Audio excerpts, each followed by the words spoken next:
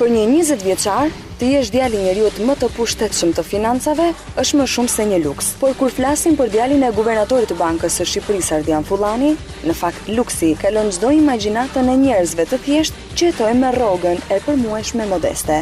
Gazeta Panorama ka zbuluar në fakt nga faqja publike në Instagram e Erik Fullanit çmendurinë financiare të djalit të guvernatorit.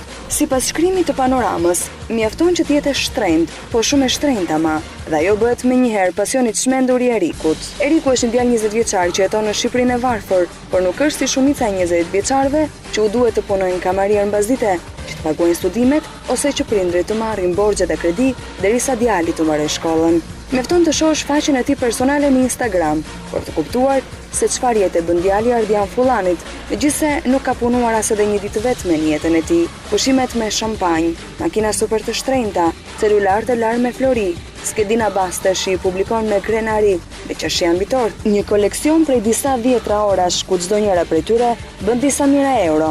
Mjafton të shikoni markat dhe t'i verifikoni në faqet e këtyre firmave. Dhe mbasi lodhet shumë duke bërë këtë jetë luksoze, Eriku nuk përdor shami për të fshirë djersët, por i fshin me 500 euro. Në fakt, ne kemi patur gjithkohën parasyve Erikun me ekstravagancën e tij.